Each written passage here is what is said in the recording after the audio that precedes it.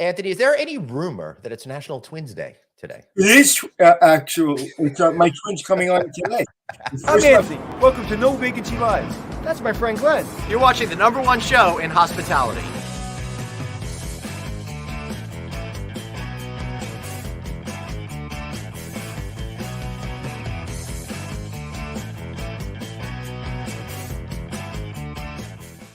Sorry, I got the itchy trigger finger. I thought you were done there. What were you going to say, Anthony?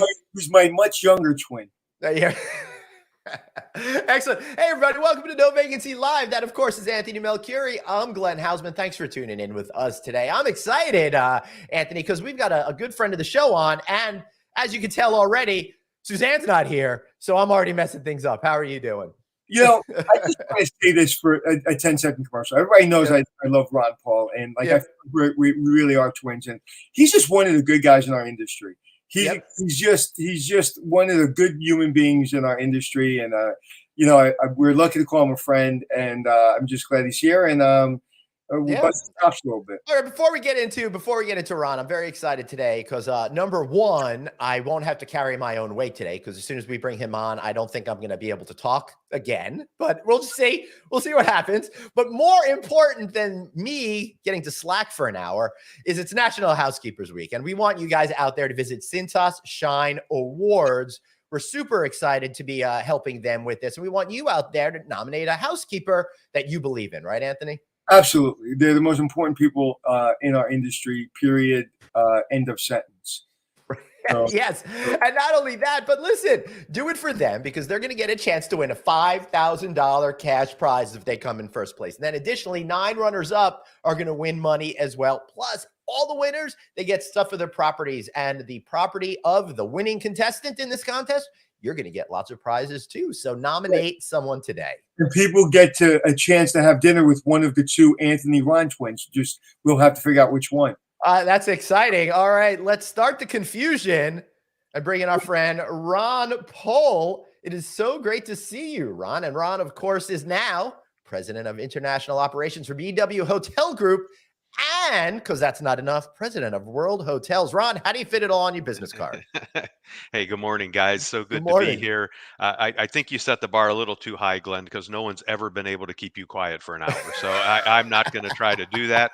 And it's more of like Anthony gets very enthusiastic when he talks to certain people. You are at probably the top of that list over there, which is why I'm saying that. But before we get into it, it is National Housekeeping Week, and I know you're president of international operations, but what do you think are some good ideas in order to make sure housekeepers feel that love and appreciation we all want them to feel as part of a team? Well, I first want to recognize Cintas. They've been a partner of ours for many, many years, and they do a great job helping us celebrate our housekeepers. And, today, housekeepers have never been more important. Staffing is so difficult, and taking time to recognize them.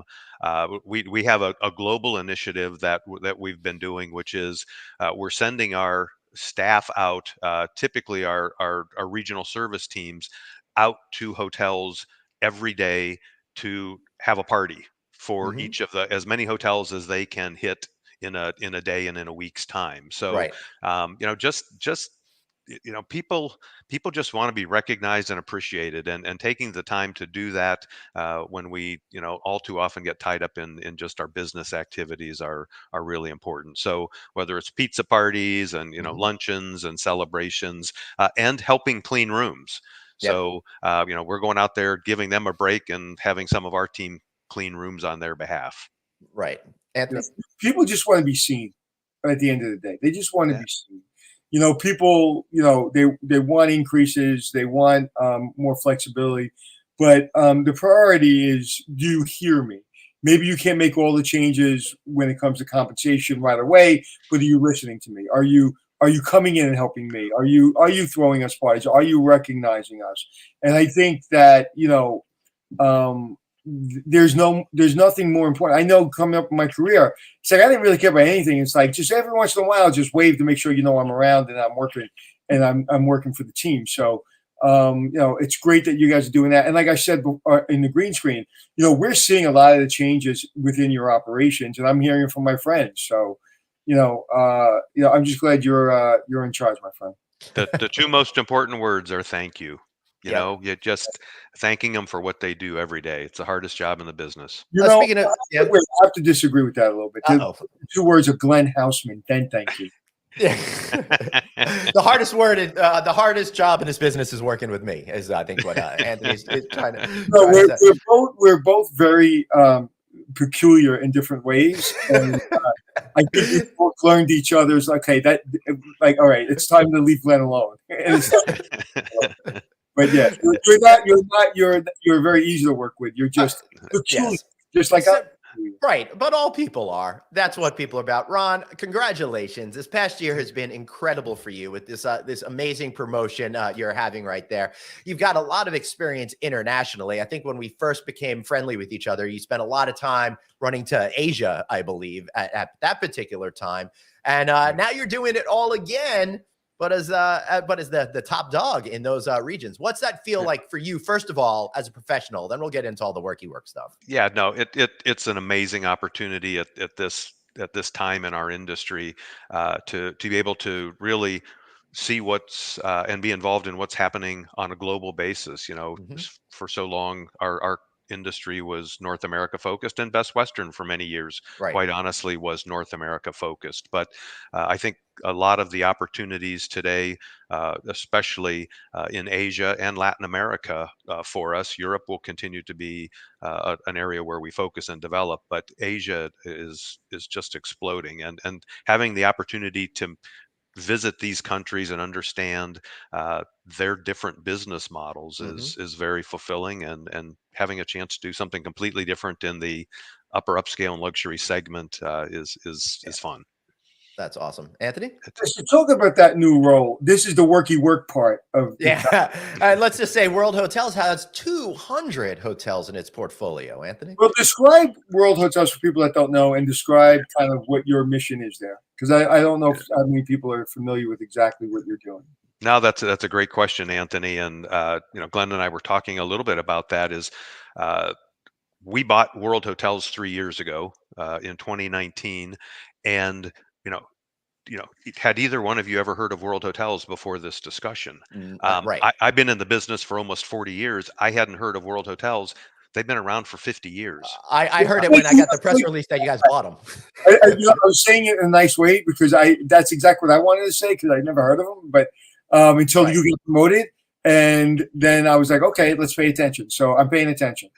Yeah, so World Hotels, we have 200 locations around the world, all upper upscale luxury properties. It was born in Europe and Asia. So, you know, the focus is not only growing it in those markets where we see a lot of demand, and I'll talk about the business cycle here in a second, but it's also bringing it to North America. You know, Mhm. today we have 19 World Hotels in North America. A couple of them in your city, Anthony. Mhm. You know, with the Kimberly Hotel is a part of the World Hotels.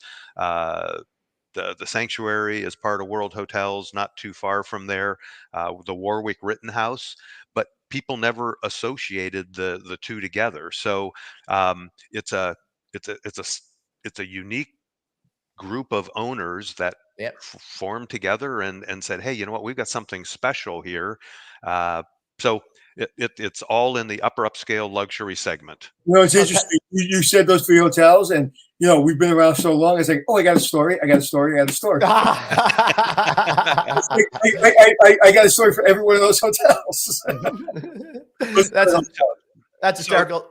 Go on, Ron. so if you look at when we bought it, the reason we purchased World Hotels was Best Western, you know, competes in that, you know, mid-scale segment. We created the Sure Stay brand to compete in the economy segment, Mhm. but we wanted something to give us luxury to economy, and World Hotels fit that absolutely perfect for us with a similar membership model like we have for Best Western, Mhm. and they're all an integral part of that. Now, will you do something with the name to kind of bring it into the family so people identify it immediately, or is it completely the name is the name that there's no creative process to look at changing that? No, we want to protect the integrity of World Hotels, and you know, kind of like other brands have done it with, you know, Mhm. Marriott with Ritz, or you know, IHG Right. with Kimpton.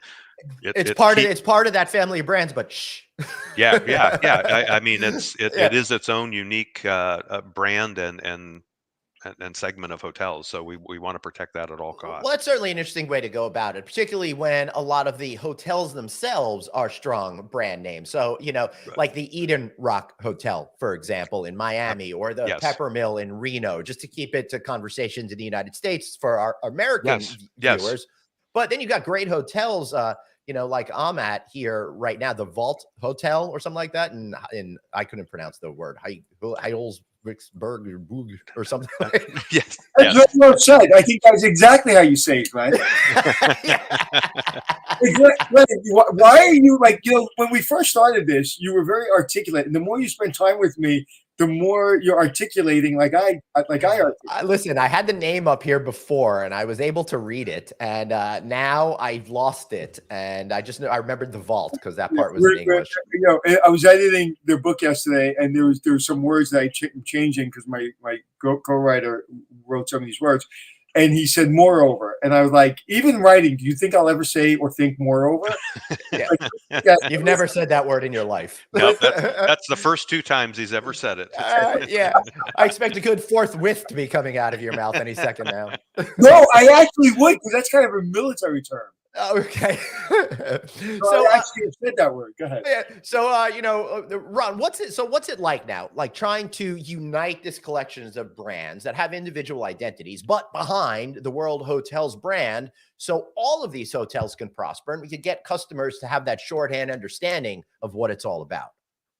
Well, again, we want to keep it separate and apart, but Yep. understand the benefits that it has as a global organization, Right. because um, you know, we're in over 100 countries. We have over 4,000 Wow. hotels. So, what does that mean, especially to your audience here, Mhm. to our North American members? What does World Hotels, mean to them? And Mhm. it really is that, we're competing on a global scale here. The timing is absolutely perfect for World Hotels, as you just referenced. With they want to maintain their individuality. Mhm. Soft brands have never been more popular, but having the platform that we have underneath all of that, so a World Hotels rewards programs are extremely important today.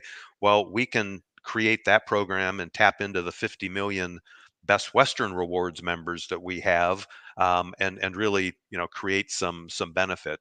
At the end of the day, it's really how do we attract those hotels into our brand, and how do we help make them more successful. So the timing in our industry is perfect for that. And there's some decisions, I guess, when you're running a big corporation that kind of just make themselves. And being part of World Hotels when you bought it in 2019, I mean, could you imagine in competing in this world today without a brand like that? It would be very, very difficult to really grow. And when we say grow, for people out there that don't really understand, and I think I understand a little bit, it's really giving owners that are in your portfolio, owners that know you already, other opportunities that potentially other brands can give them. And now you can easily give them the same opportunity they can get from a different brand. So they're like, stay in the family. It's like when you grow up in the house and it's like, okay, now we have to build a house next door because, our family's growing. So Right. that's kind of similar. It's like, okay, a lot of the owners were first time owners, then second generation owners, now Mhm. third generation owners that are getting into that space. And I'm shocked at that how many AHOA members are in that space. I was shocked when I was doing the numbers with them and speaking about the numbers that's the space they're in now. They're in the 3, 4, 4.5 star hotels. Hey, twins think alike, Anthony. I absolutely agree with you. No, and everybody aspires to do something, different, better, and we see that as a transition from one Not everybody. generation to the Not next. everybody. Most Not people, everybody. most I decided to leave my TV career and work with Glenn, so I just went right back.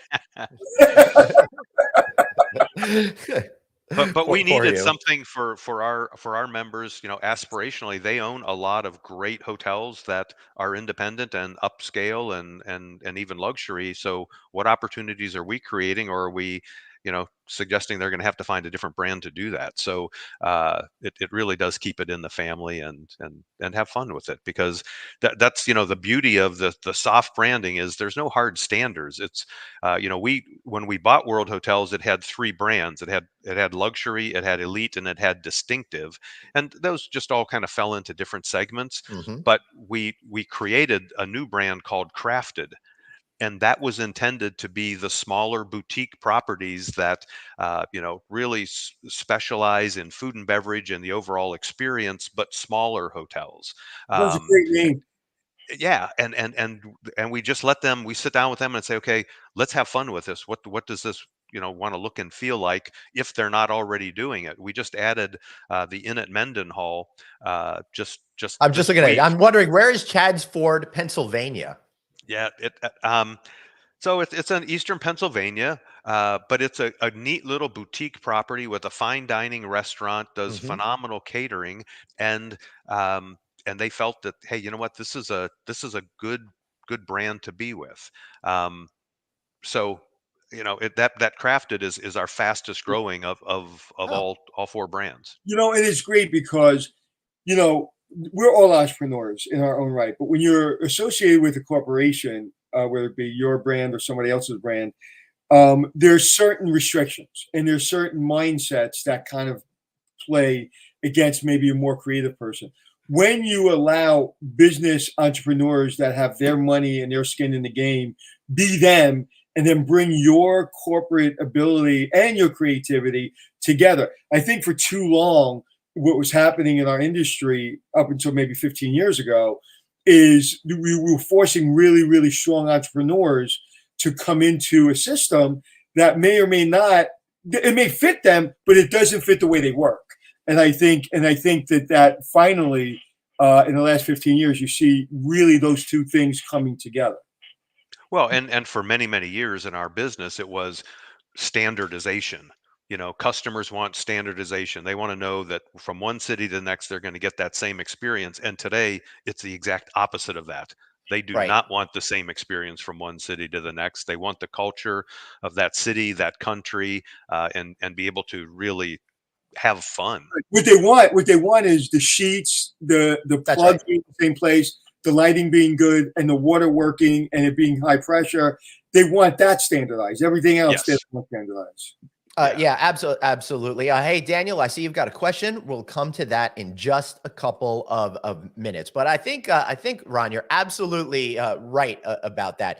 And it's very different. Are you seeing this is a worldwide phenomenon, or is it something that maybe certain European cultures and American cultures are focused on? How does this play out around the globe is, I guess, what I'm kind of asking.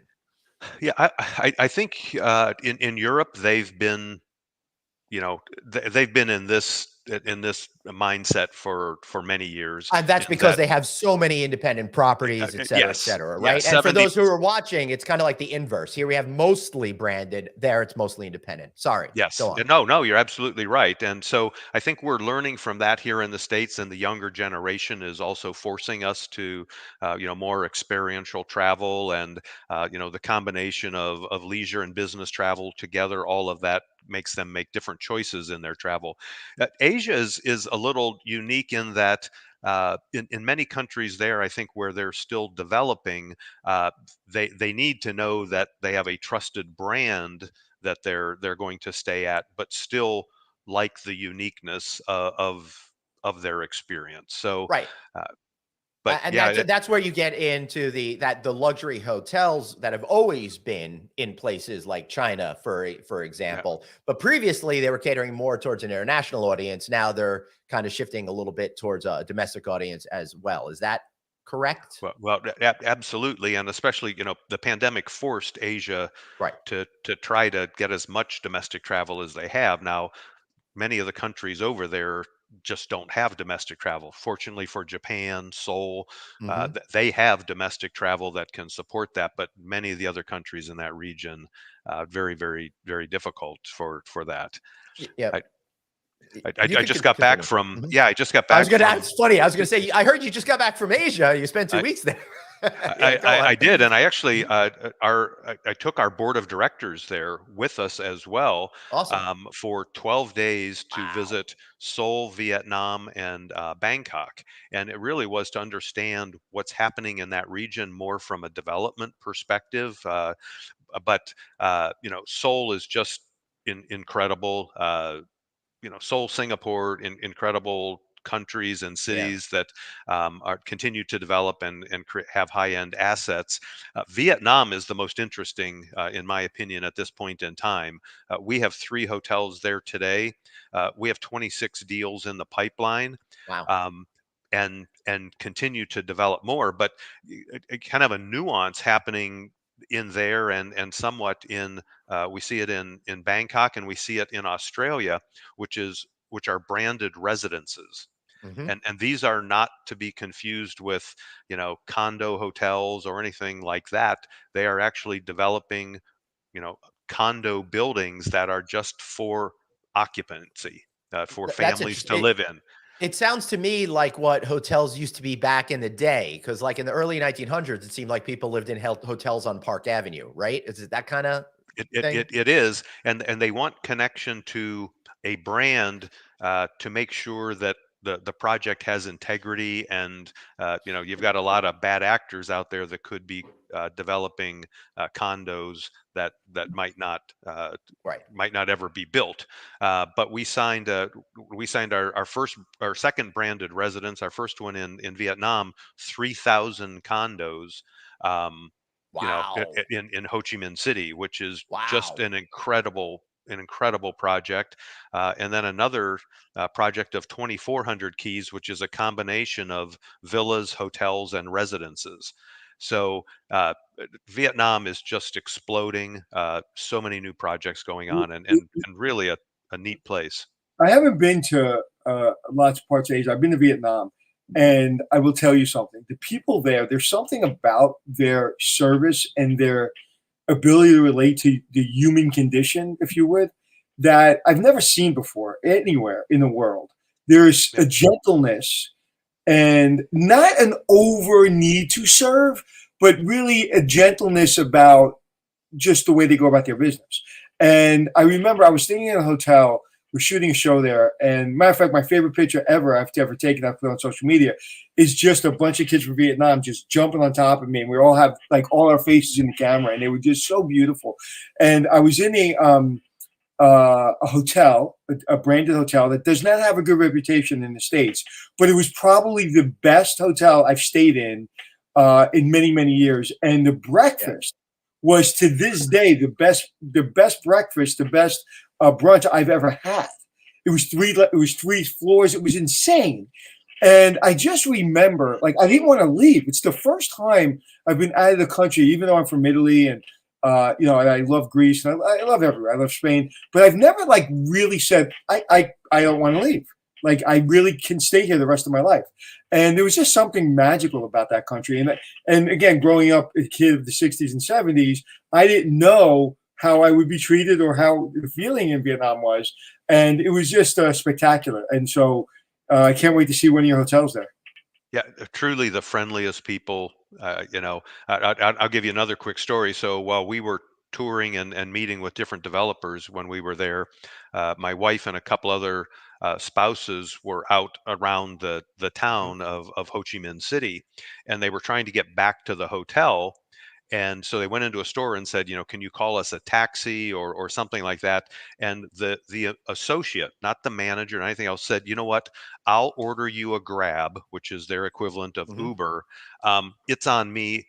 I just want to get you safely back to the hotel and make sure you're there. So, Wow. and they tried to give him Right. money to reimburse him. Absolutely not. It's a pleasure to have you here. I'll take care of this. Wow. Wow. And it just, Well, just it's funny incredible.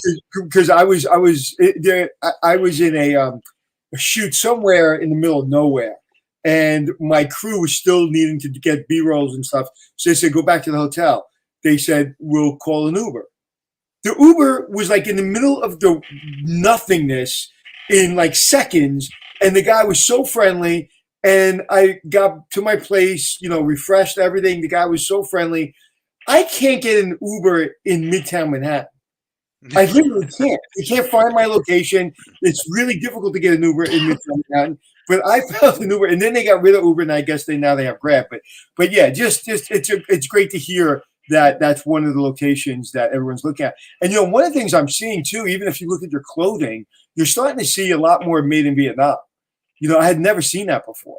You're starting to see a lot of that. So yeah, I look forward to going back to Vietnam. And just FYI, my friend, and I mean this sincerely. Me and Glenn do have passports and we do travel, and we would love to do our podcast from some part of the world to really give an insight to World Hotels. So keep us in mind. I will take you up on that for sure. Yeah, let's see if we can plan that, because the best trip I ever took to Asia, the only trip I ever took to Asia, was with this dude down there. Over there, we went to China and Mongolia together, we did, which was quite the experience. It was so much fun being on the little alpine slide at the. There's an alpine slide ride at the Great Wall of China that you could take down instead of walking down the steps. And it's interesting that he wouldn't take his Italian twin, but he took his Jewish twin. This was 2000. This is 2014. This was 10 years. I was going to say this was almost 10 years ago. So, but so I will tell you right here and on air,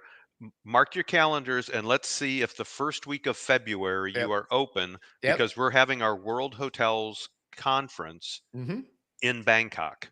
Oh, let's do that and tie it into some other stuff. And tie it into some other stuff. So I've just canceled my entire first week of February. Perfect. It's February 2nd, 3rd, 4th, 5th. Awesome. All right, let's So I will talk to you about it. Yes. All right, but let's get back to the viewers instead of our our world travel. I don't want to talk about that. I want to talk about the trip now.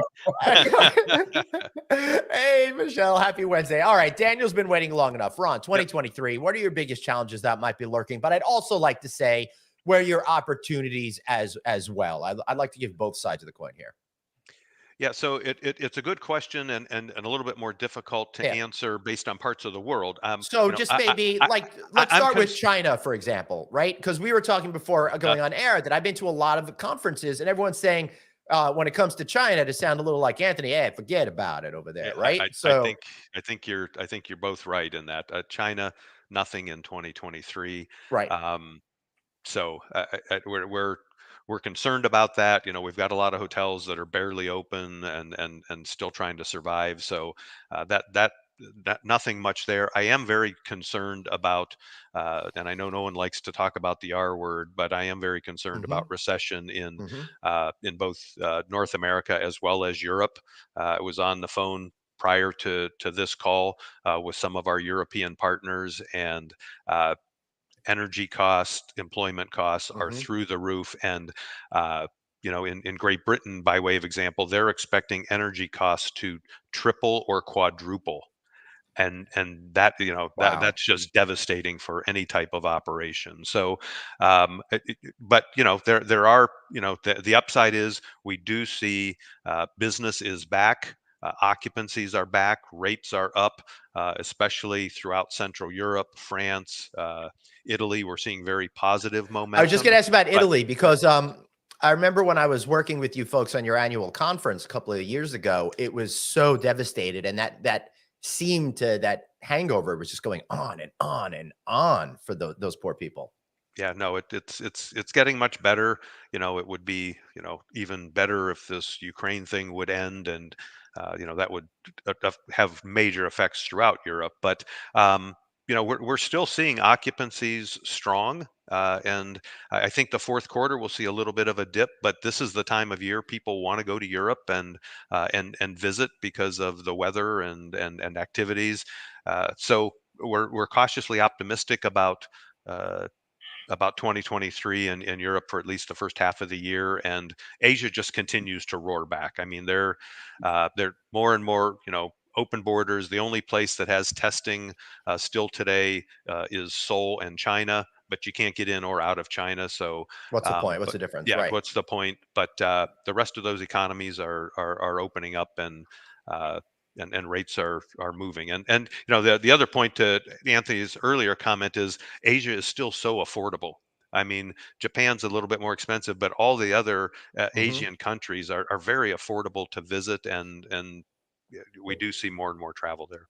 Yeah, You know, we as a family, we've been trying to get to China since we were planning to go in the summer of 2020, and I mean Japan, and it has not opened up again. It is now, but how is that really affecting them? You said they have strong domestic travel. Has that really been able to support that market? And what types of business are coming back across Asia and Europe? Is it business or is it just leisure? It the so the the domestic market kept them alive. In many of the markets. It's not enough for sustainable long-term travel within the industry. But Hmm. now you see more and more, Japan and Seoul are shared outbound and international travel. You see that happening more and more. Within Thailand, a lot of that, that they have great hospitals Yeah. in especially in Bangkok. So whether it's Middle East or other parts uh, of that region traveling into Bangkok. But there's more cranes in the air today in Bangkok than I've ever seen, and the same with Vietnam. So that all of the travel is coming back, whether it's business, whether it's leisure, and their wages Mhm. are still, in Vietnam their housekeepers make $10 a day. In Thailand it might be twice that, or $20 a day, but So that still sounds little to us, but what does that relate to the actual cost of living for those individuals? it's there is not much in the uh, mid scale Right. of the economy. It's I wealthy was I, Yeah. and I was I was in a food market, kind of like you've seen with Andrew Zimmer or Anthony Bourdain on Food Channel. We did a show where we went to food market that they actually went to, and it was just think of one of those blue tarps that you put like if you're doing construction on your roof or something. And it was a big market. It was just really, really, really, really hot, and I actually had to go outside because I was getting sick. And I went outside, and you saw what you're talking about. You saw the two classes. You saw the poverty, and then you saw a Rolls Royce literally outside a huge construction site, like you see, on the west side of Manhattan for 10 years when they built the west side of Manhattan, and cranes everywhere.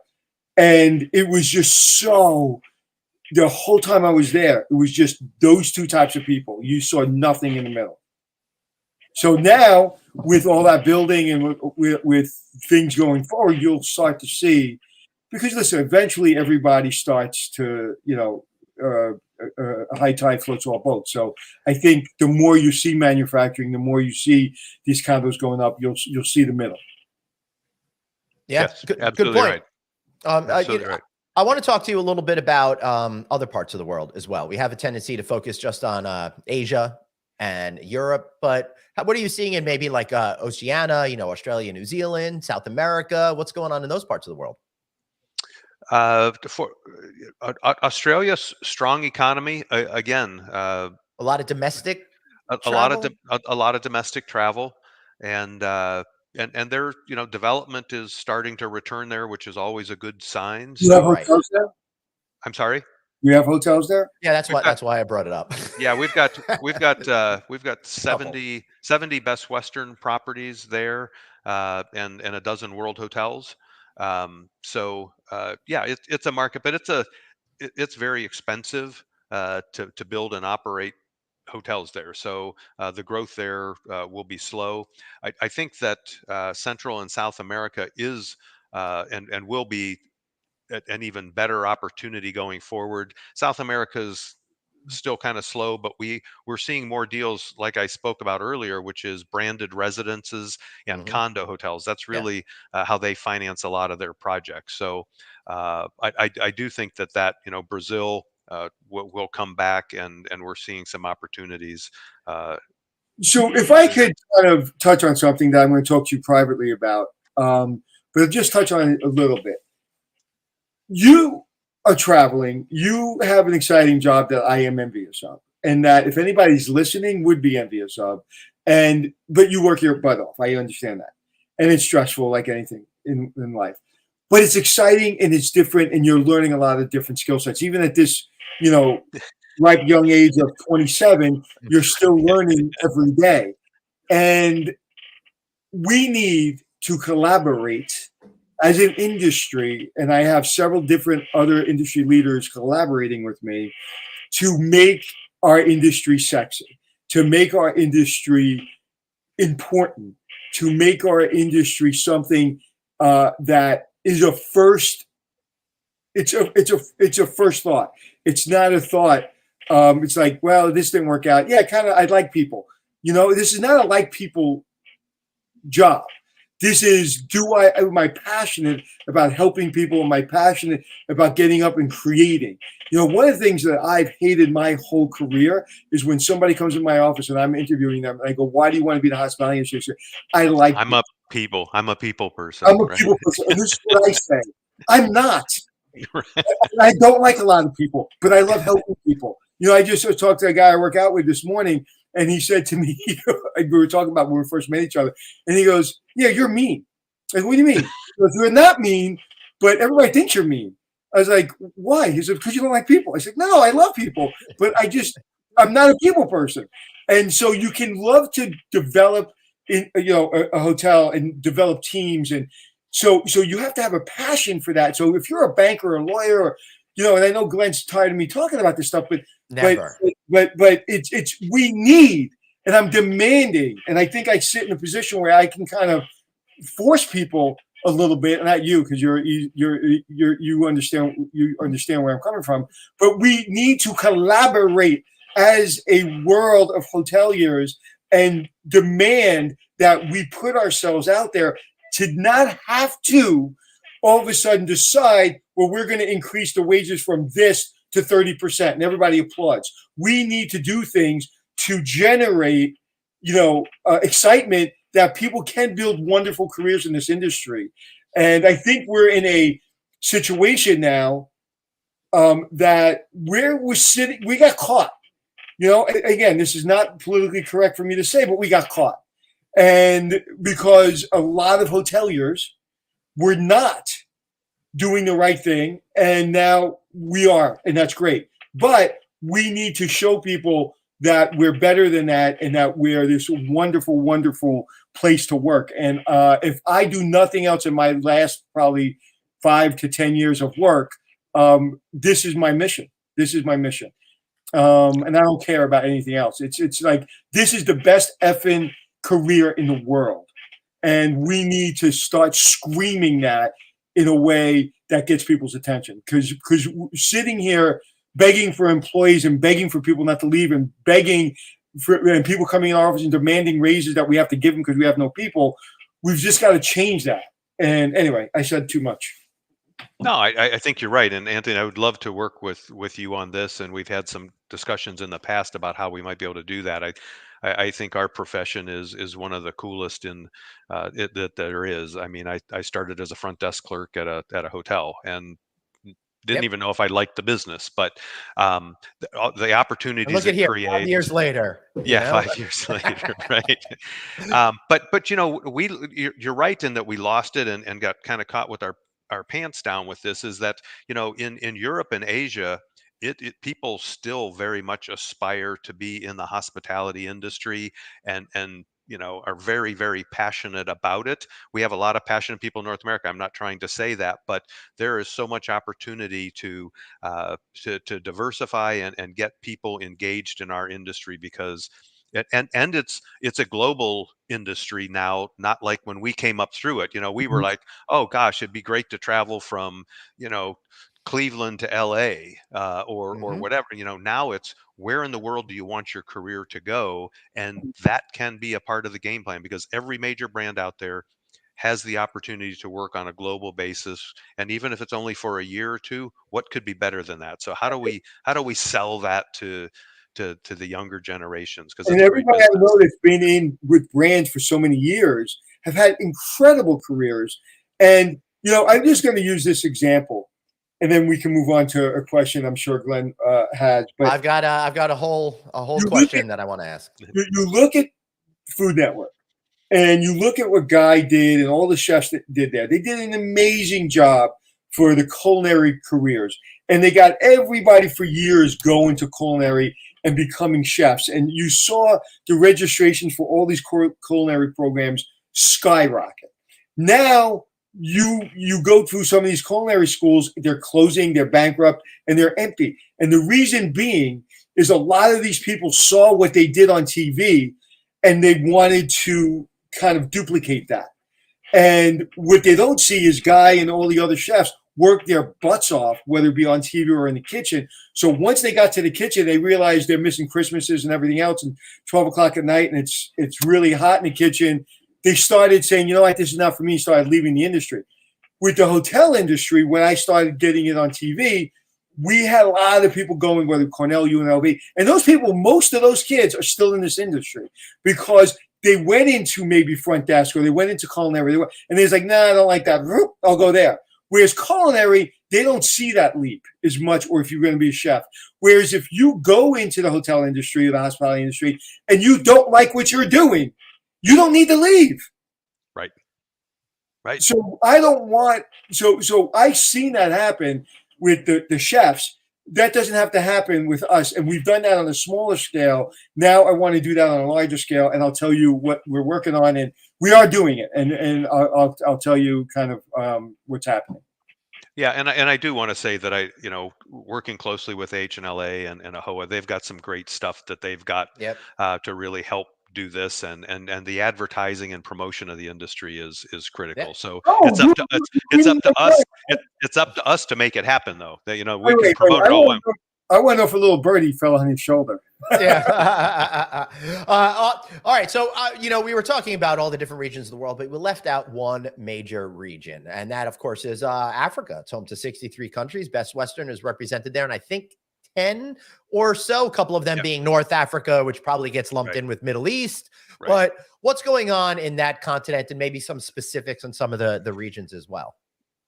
Actually, the activity there is we're actually just adding some development folks there because we see the opportunity there more so. So we know that that's a longer term play. What's a little bit shorter term that you just touched on is Middle East, because the activity there again is almost like parts of Asia from a development perspective. So we see Middle East and Africa as kind of the next, the focus the next 2 to 5 years for sure. Like you could go to like a Tunisia or something like that. That's exactly right. Yeah, that's interesting. And if you ever do go to Tunisia, I want to go there. And you want to go on that Star trip Wars too? Set. Okay. I think the full 2023 should be Anthony and Glenn, no vacancy, with World Hotels, tour around the world. Yeah, and we got sponsorship opportunities, but realistically, opportunity. Yeah, but honestly, it's interesting that you have such a global focus, right? So many people in our business are really strong with one region or so. What's that experience like for you, being able to, Anthony was talking about how much fun it is to really go around and learn in a real way all of these different cultures and the way that people behave and different types of food and all of that. What has it made you think of as an individual who lives in Phoenix? I learn every day because of the people that I'm able to meet with and talk with and really get a different perspective of how people think, how they operate, how they do business in their countries is completely different. And North America, by way of example, if it's business, we get to business, and if you have time, you talk personal. Right. In Asia, you better talk personal before you ever talk business, or you'll never talk business. So it's just understanding, the countries and how they operate and expectations that. So what's the most unusual cultural nuance that you've come across, if you can think of anything like that?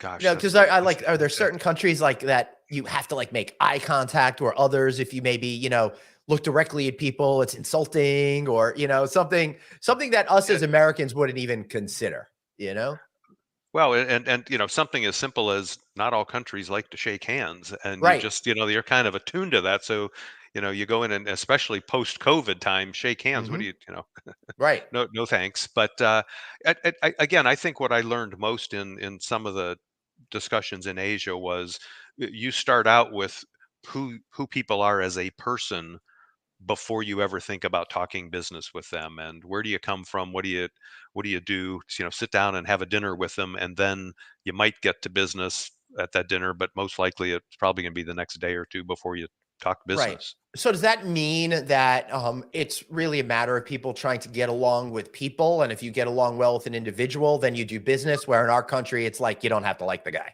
Right. It's exactly true. And I will tell you that now, at those dinners, you have to really kind of eat whatever their cuisine is. And Yeah. there's some unique, I was just in, uh, I was, Oh, I was, Hold I on, was just in, go I ahead. was just in Seoul, and yeah. I like calamari, but when they had the actual full little octopus on my Right. plate to eat the whole thing, it was a little Let's bring that unnerving. up. Hey, what do you got there? Oh, balut. Oh, it's the most disgusting food on the planet.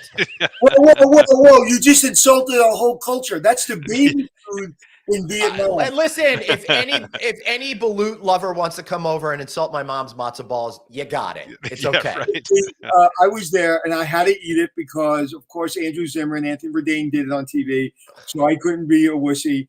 And I was in that tent that we were talking about, and it went in my mouth. I swallowed it, and that's a few minutes later I started to get sick. Not because I swallowed, I was so stressed out about it. Yeah.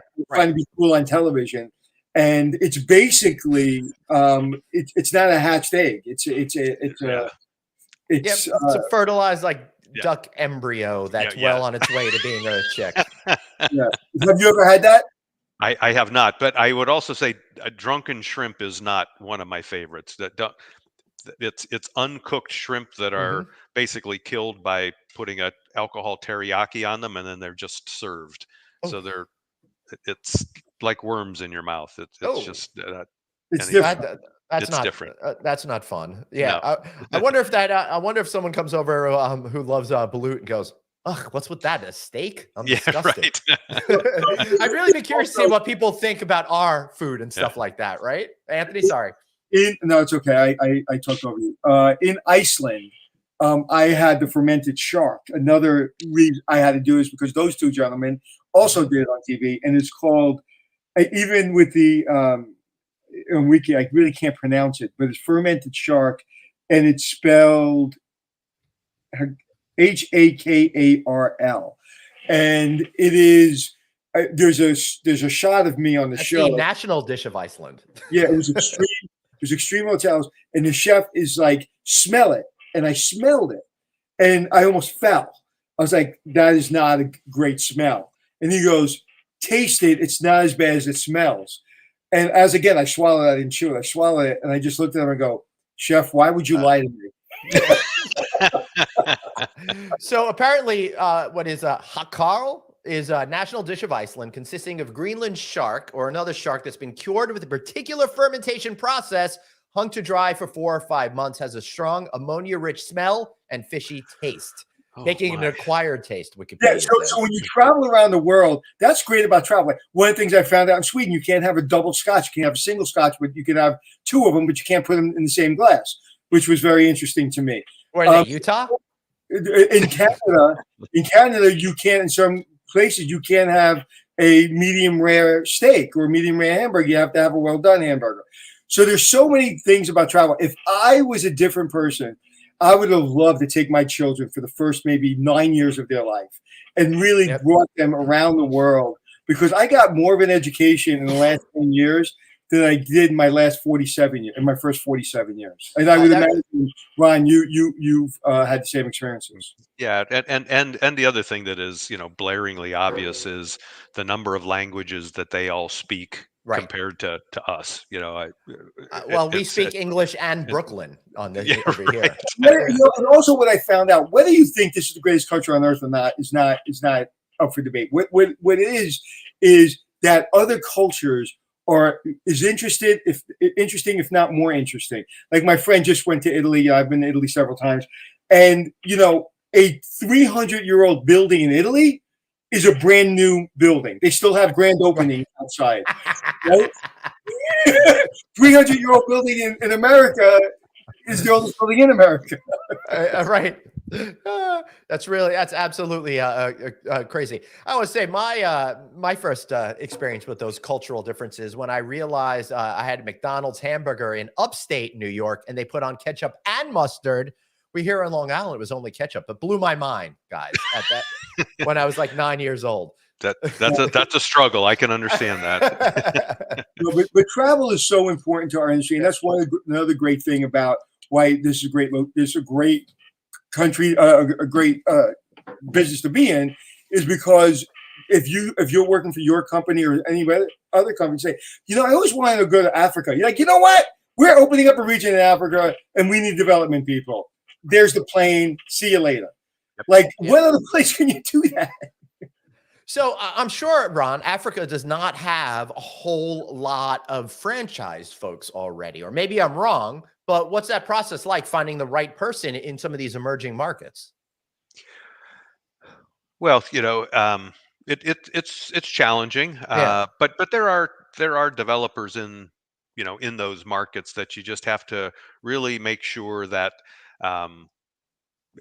you've got someone with integrity that you can work with. That's and in countries where we don't think that we can put the boots on the ground, Right.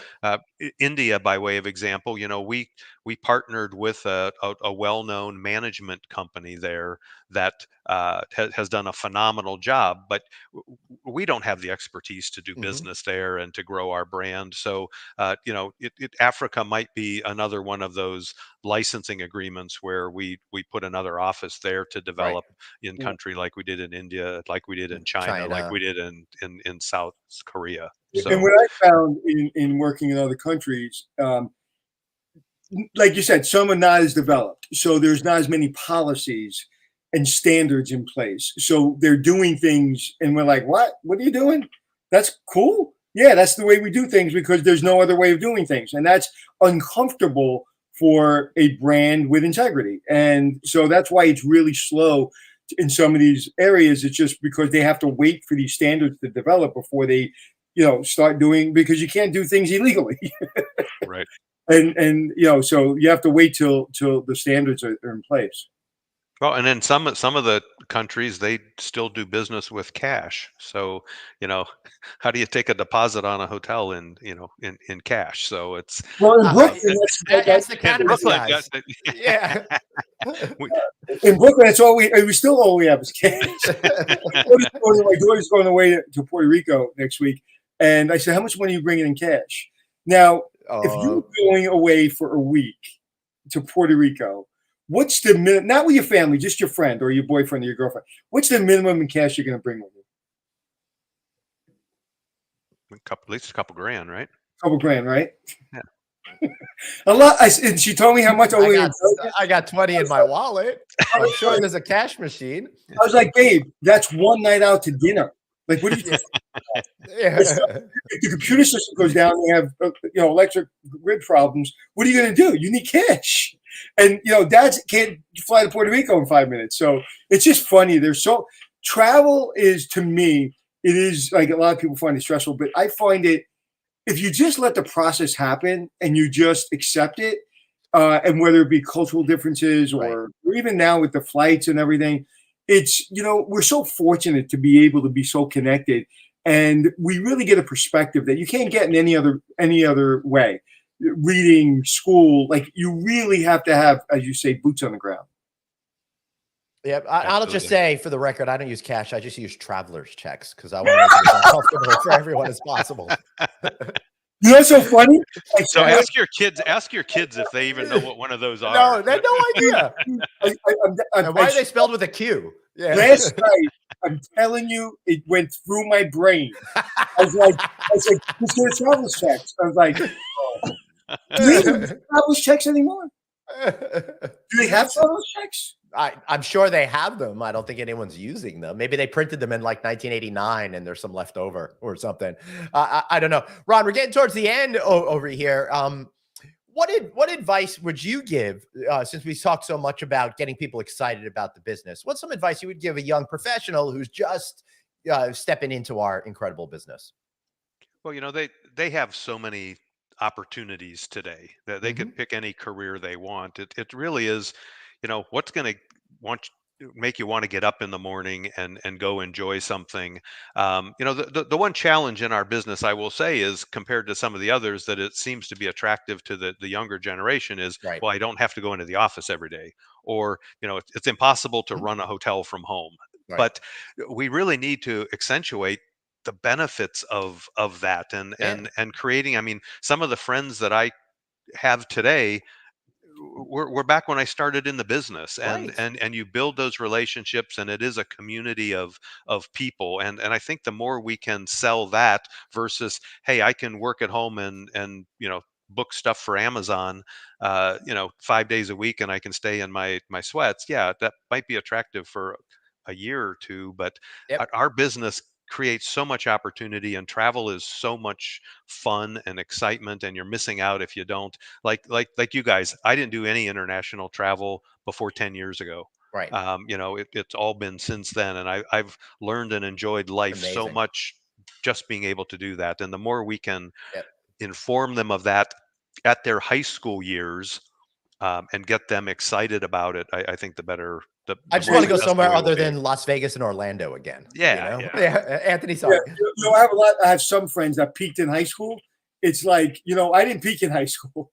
It's like there's so much more, but you feel like high school is the beginning and end of your life. Yep. And there's so much more after that. But anyway, it was great talking to you, my friend. You and I have to speak in the next, hopefully a few days. I Yep. got to bring you up to speed on what's going on. And Ron, do us just a favor, hang tight backstage. We'll wrap up. We want to say goodbye to you. All right? Okay, will do. Thanks so All much, right. guys. Wait, Good before talking you with go, you. though, Yes, you sir. got to give us a good plug for the World Hotels and Best Western.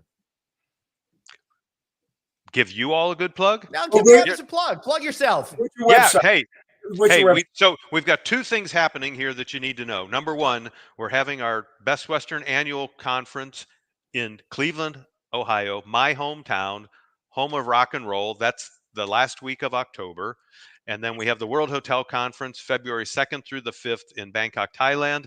Anybody that wants to attend, call me. All right. Beautiful. Ron, thanks so much. Thanks, guys. We'll see you in a minute. Man, that was always so much. It's always so much fun talking to Ron. Love that guy. Yep. All right, everybody, we're going to wrap up and get out of here. So be sure, if you're watching us on video, why not sample the audio podcast? Find that on Apple Podcasts, iHeartRadio, Stitcher, and wherever you get your podcasts, like Spotify. So go check us out there. Not only that, but if you're listening to us, why not watch us on video? We're on the internet at Facebook, LinkedIn, NoVegasNews.com, YouTube, all of that stuff. He's at Anthony Hotels. I'm at Traveling Glenn. All right. I guess I'll see you tomorrow then, huh? I'll see you tomorrow. All right, everybody. Got one life, so blaze on, and Be kind to yourself. see y'all tomorrow.